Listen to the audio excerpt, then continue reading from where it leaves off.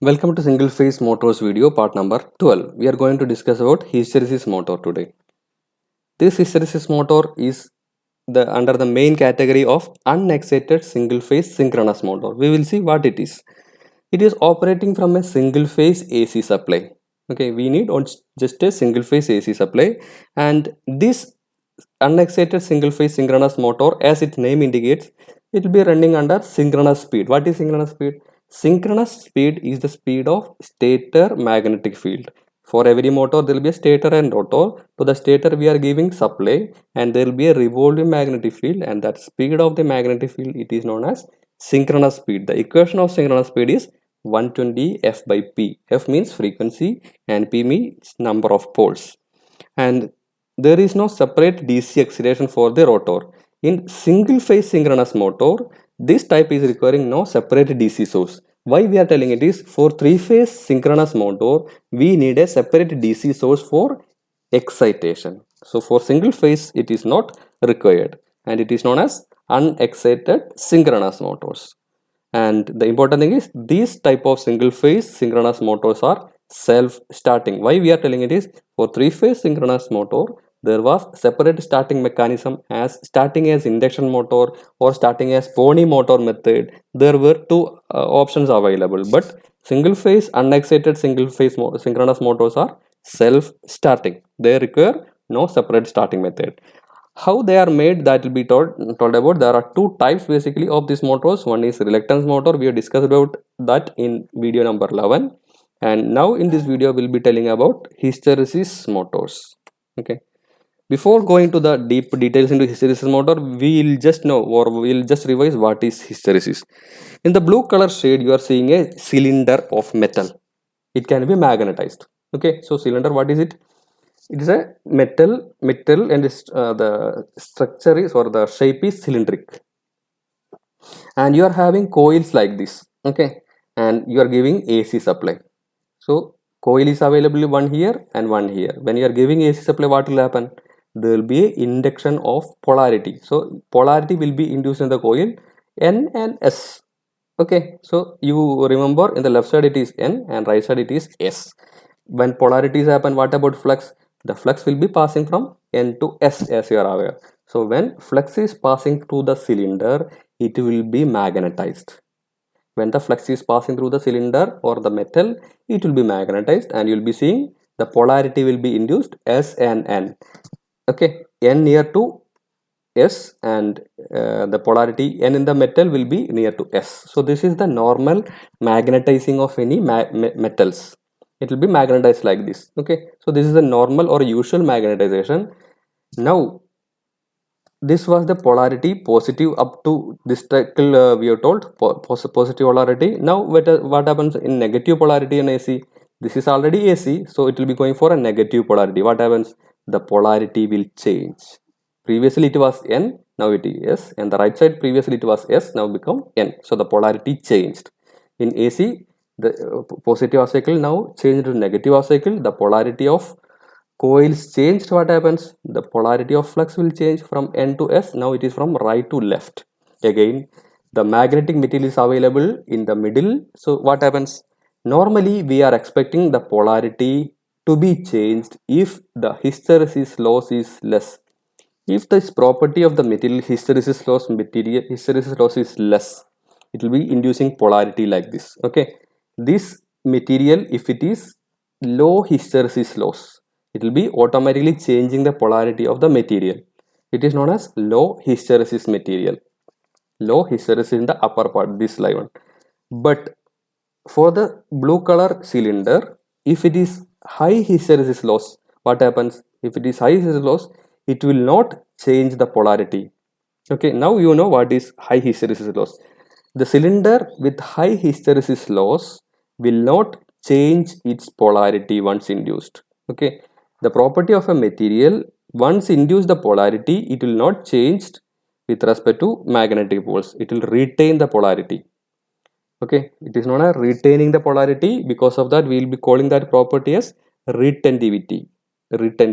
Okay, so hysteresis loss will be high for any material, because if it is not changing the polarity with respect to flux available.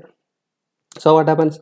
The polarity, if it is same, n to n is nearby and s to s nearby, obviously it has to move. It is not a stable position like this. So this is the high hysteresis loss material which will be having high retentivity. Okay, so this is hysteresis property, and we'll be seeing the construction of hysteresis motor. Let us say the stator. Stator can be having two windings. We need a single phase motor, and there should be a revolving flux. So to create revolving flux, we are having generally two methods option. One is shaded pole principle. So the stator may have shaded pole structure or capacitor motor types, permanent capacitor type. Okay, so what are the two options? One is either shader pole principle. We'll be seeing that picture later, or it can be capacitor type motor stator. There can be permanent capacitor motor like a ceiling fan and all, that also stator possibility is available. So we'll be discussing about this option, shader pole principle. Whatever may the condition, there will be no centrifugal device for the stator part. Generally it is a low torque motor, and hysteresis motor stator will not have any centrifugal switches.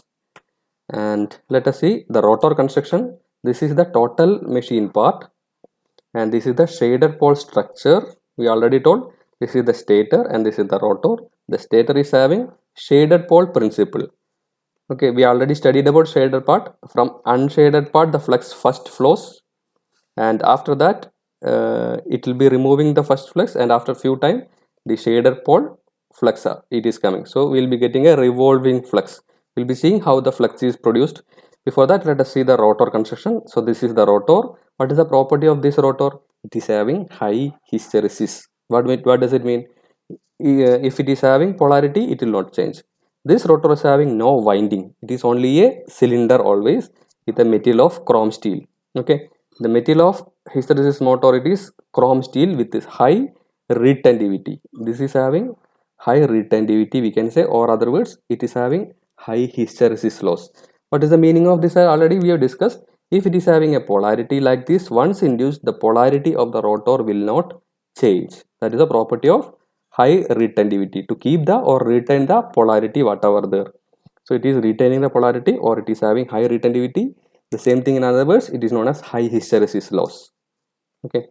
Now let us see, this is the total structure. We are considering only the shader pole structure first operation. So this is a shader pole structure. We know that from N to, or from unshaded part, this is the unshaded part and this is the shaded part. You can see a shaded ring. Okay, when the flux is passing first through this item, and this shading will oppose that flux, and that time there is no flux effectively there. And in the sine wave, when the flux is reducing, what is a sine wave? You know, it is increasing in both ways. From zero value it will be going to the maximum, and then it will go to the zero value. Under this condition, at the maximum position this will be having magnetic flux, and when the flux is reducing, then this flux increases, shader pole. So we can say in the next position the polarity will change from unshaded to shaded part. Unshaded, this is the unshaded part, it is moving to shaded part. You can watch the movement of N to the clockwise direction. Watch the movement of clockwise direction of N and watch the clockwise direction of S, like this. In the next position, again S comes here. This is the negative half cycle, S is here, and after some time S will be shifting the clockwise, and N comes here up next positive half cycle and right close. Effectively it is creating a revolving magnetic field in the stator. Now this is total structure, and we are having a rotor which is already having high hysteresis loss. So what happens? These two poles magnetically locks up. What does it mean? The stator poles, it is moving synchronous in synchronous speed. So when this rotor poles it is getting locked with this, what happens? The rotor also will rotate in the same synchronous speed. So when the stator flux is rotating in the clockwise direction in the synchronous speed, what happens? Your rotor also will lock up with that rotor stator poles, and that also will rotate in the same synchronous speed. You can see the movement of both the things are synchronized. Dissimilar poles always together, and it is keeping moving. So this is the working of synchronous motor. Okay, we'll be just going through the features also. Let us see, it is a high retentivity rotor material. Already we discussed what is high retentivity, and because of that the poles N and will not change or do not change, and it is getting magnetically locked. Rotor poles will be magnetically locked with revolving stator poles. Okay, so the opposite polarity, and to S of opposite polarity, and we can say the rotor is revolving synchronously in the hysteresis motor. The advantage is it is having very extreme quiet operation, and wherever such operation is required we can use hysteresis motor, and it is also free from any mechanical and magnetic vibrations. It is having very uniform movement, very smooth and uniform movement will be there, no pulsations. Okay, because of that it is used for tape decks, the music system, where turntables, clocks, other precision audio equipment. What is the requirement of audio equipment? The audio should be smooth to the user, is it not? So if you are having some vibrations, all your music softness will be lost, and we should be getting precision audio equipment. For that we will using hysteresis motor. And one more thing is, the hysteresis motor is moving from zero speed to the full speed. That will be sudden. There is no slow movement. Generally, in normal motors, when we are starting the motor, zero speed, it will be gradually increasing to the maximum speed. But in hysteresis motor, it is suddenly going to the full rated speed, and it will be operating at synchronous speed only. If the load is very high, if load is over, then it will be stopping, it will not run, either synchronous speed or no speed, no rotation. That is the condition of hysteresis motor. And all the running period, we can say the torque will be practically same. From zero speed to the full speed, the torque will be smooth and uniform, and it is having quiet operation. We repeat that. And there is no pulsation means the rotor jerks or something. It is no jerking will be there. It will be very smooth and very quiet. So this is the feature, construction, operation, working principle of our hysteresis motor. Thank you.